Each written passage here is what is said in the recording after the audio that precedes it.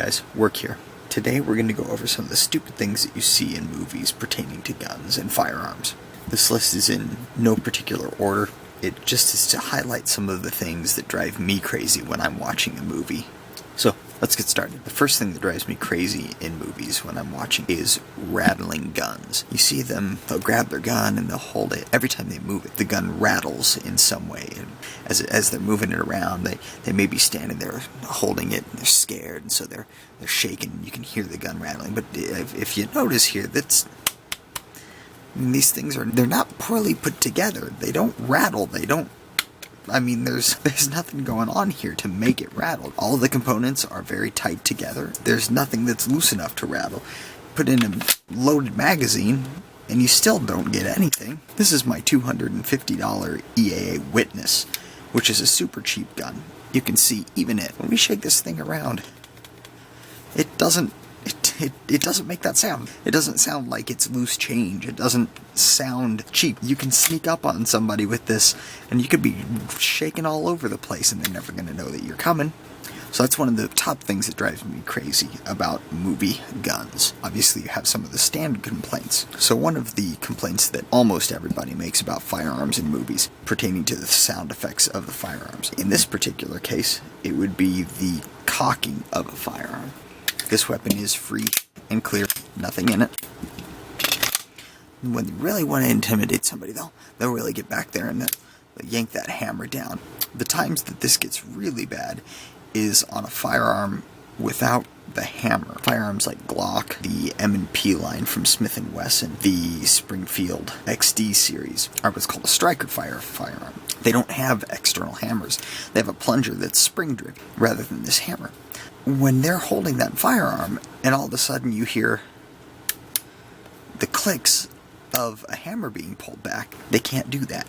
There is no hammer to pull back. In addition, when there is a hammer to pull back, you can hear that sound a little bit. It's not that loud. The sound that you hear the majority of the time is actually more akin to something like this, a single-action revolver. You can hear that a little bit better there. And the reason that it makes that much sound is because as the hammer is coming back and hitting the detents, it's also doing more work. It's rotating the cylinder. When you're watching these movies and these guys are standing there, this one is a prime example. Again, this is an empty firearm. This one is a prime example. When you pull that hammer back, you get two very small clicks. And those clicks they're not loud, they're not super discernible. But what you hear in the movies the majority of the time is this. And there is a definite difference between that, and the inability to pull a hammer back in a striker-fired gun. So something that annoys me in particular with firearm movies is everyone's drive to Mexican carry a firearm. Now, Mexican carry is when you carry a firearm without a holster. Now, if it's a criminal or someone like that who has just picked up a gun off the street and is trying to transport it from one place to another to use, it's almost excusable then. The time that it really gets me is when a police officer or an FBI agent or someone goes and grabs their backup gun or one of the firearms in their home, and they grab it and they stuff it down their pants. They'll typically put it around the back of their pants, and they don't have it holstered. There's no way that these people don't have holsters for every single one of those weapons. They do. I mean, I've got holsters for all of mine, and I store them in their holsters. If I ever just need to go and grab a firearm, I've got the firearm in the holster that I can tuck in and go. And it's absurd to me that these movies have people who are trained in firearms and have duty guns and backup firearms, that their backup firearms would not have holsters. So another thing that really gets me is the intimidation factor. Now, we covered earlier the propensity to intimidate someone by cocking the fire. But what I want to talk about now is the intimidation slide rack. They really, they're up there and they're really getting in there and they're really getting serious about what they're saying.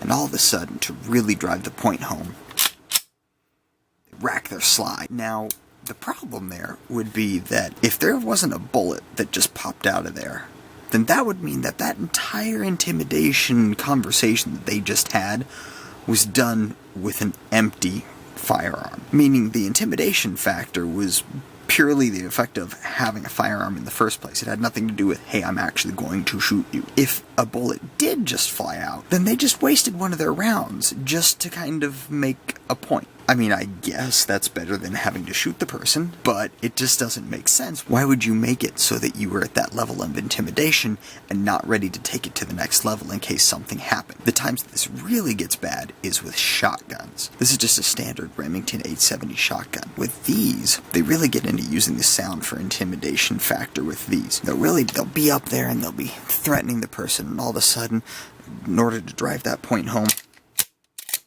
they'll rack it. Now, with a shotgun, you typically only have around 5 shots anyway. 6 if you've got a loaded tube and one in the chamber. That's not that many shots. Now, you just either wasted a shot, now you're down to 5, or you didn't have one in the chamber and you've been intimidating them with an empty firearm. This begs the question, why did you let it get to that level before you prepared your firearm to defend yourself at that level? It doesn't make any sense. So the next thing I want to cover is the relatively standard never run out of bullet complaints. The couple of pistols that I have here, this one is a 15 round model and this one is 17 rounds. That's relatively average for a fighting size pistol, between 15 and 20 rounds depending on the manufacturer, the ammunition used, the size of the firearm, etc. 15 rounds, really not that much. But the times that this gets really bad is with semi-automatic and fully automatic rifles. This is a standard AR-15 magazine. It holds 30 rounds of .223 ammunition. A fully automatic M4 rifle, which uses this same magazine and a .223 round, shoots between 700 and 900 rounds per minute. If you work that out at full auto, that's less than 5 seconds of full automatic fire. That is not enough to be running through these long movie scenes when they're using fully automatic fire to mow down an entire advancing platoon of enemies or to take out the 5 or 6 guys that they've decided to get out. They would be out of ammo before they even got through half of the opposing side. One last thing with pistols. One of my big pet peeves with pistols is the grip. So there's a couple of different things that frustrate me about the grip. The first one is the finger on the trigger. One of the rules is you don't touch the trigger until you're ready to fire. That's something that's well known among people who handle firearms a lot. You don't touch the trigger unless you're ready to fire the gun. Another thing that drives me absolutely crazy is the support hand. Where do I put the support hand? There are a couple of different options that people use.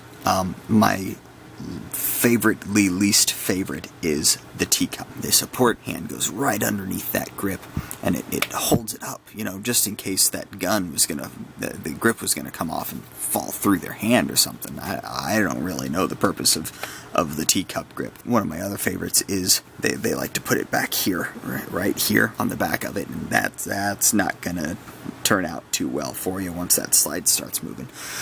They'll put it all the way up here underneath, kind of grab around. No, it's just a two-handed grip. Just use both your hands. You don't even have to get the thumbs forward grip. Just put your other hand on the gun next to your hand and you're gonna look okay. I mean, heck, for that matter, just shoot single-handedly. Just don't turn it like this and point with it. That does not make the bullets go faster. You're not helping them by doing that. It's not like throwing a rock from a moving car where you're increasing the velocity by doing that. So let's move down to the rifles. Generally, when you bring out the rifles, by the time that happens, people are just running all around. They've fired 60 or 70 rounds out of a 30-round magazine on full automatic, and they've killed half a dozen people. And then you start to realize they don't have a rear sight on their rifle. They're using a standard Smith & Wesson M&P 15 with the A2 front sight gas block, and a lot of those don't come with rear sights on them. And the armorers of the movies just never put those rear sights on them. The actors don't really need to aim, so why spend the additional money and put the rear sights on? Quite frankly, it's because it drives the rest of us absolutely crazy. It's really nice that they just full autoed 30 different people with a 30-round magazine in 15 seconds, but to add all of that up to they're not even aiming at them, that's just the final icing on the cake. So that's what I've got as far as my movie gun pet peeves. The things in movies that just drive me crazy. So what are some of the things in movies that drive you crazy? Write it below and we'll talk about it. And until next time, do your research, get informed, and get to work.